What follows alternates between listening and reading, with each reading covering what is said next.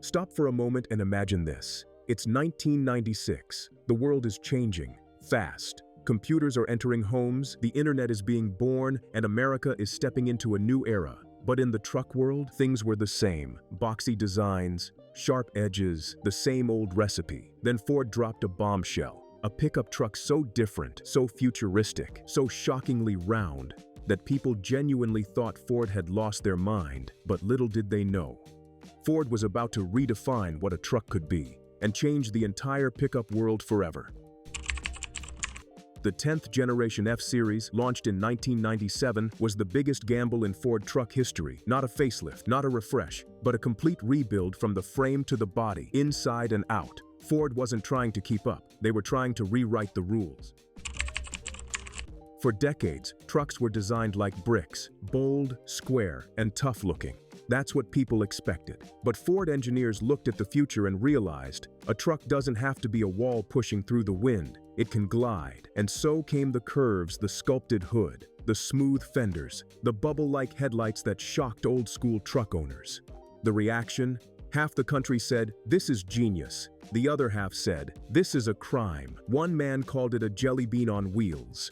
But Ford didn't care about jokes. They cared about progress. The new shape cut drag, reduced noise, and improved fuel efficiency. It wasn't about being soft, it was about being smarter.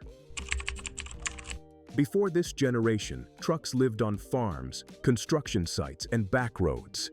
Comfort, not a priority. But America was changing.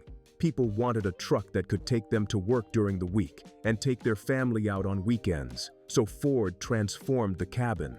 Softer seats, better sound insulation, a dashboard that felt more like a car-improved ride quality thanks to new suspension tuning. Suddenly, the F-150 wasn't just a tool, it was a companion. And then came the biggest breakthrough of all, the Super Crew. Not extended doors, not a half-sized back seat, but 4 real doors and a fully functional rear cabin. This changed everything. For the first time, you could own a truck that carried tools and passengers comfortably. A truck where a child's car seat would actually fit. A truck that didn't force you to choose between family and work. The Super Crew wasn't just a new model, it was a new identity. It turned the F-150 into a true family vehicle and sparked a movement that every truck brand rushed to copy.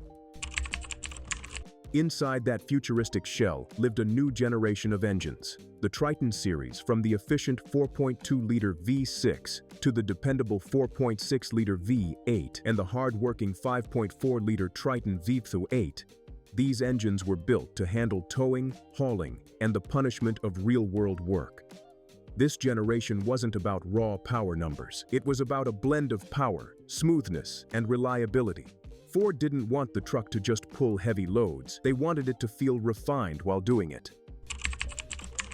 When the 1997 F-Series hit dealerships, people were confused. Some said, "This isn't a truck." Others said, "It's too soft." Old school owners swore they'd never buy one. But something funny happened. The sales, they exploded. The 10th generation didn't just succeed, it became one of the best-selling vehicles in US history. Ford had proven the critics wrong. The gamble paid off in a way no one expected. Here's the part many people don't realize. The 10th generation F-Series wasn't just another chapter. It was the turning point for the entire modern truck era. It introduced aerodynamic design, car-like comfort, daily driver usability, family-focused features, a modern cabin layout, 4 full-size doors, and every truck built after. Ford, Chevy, Ram, Toyota, Nissan borrowed something from this formula. The 10th gen didn't just transform the F-150, it pushed the entire industry forward.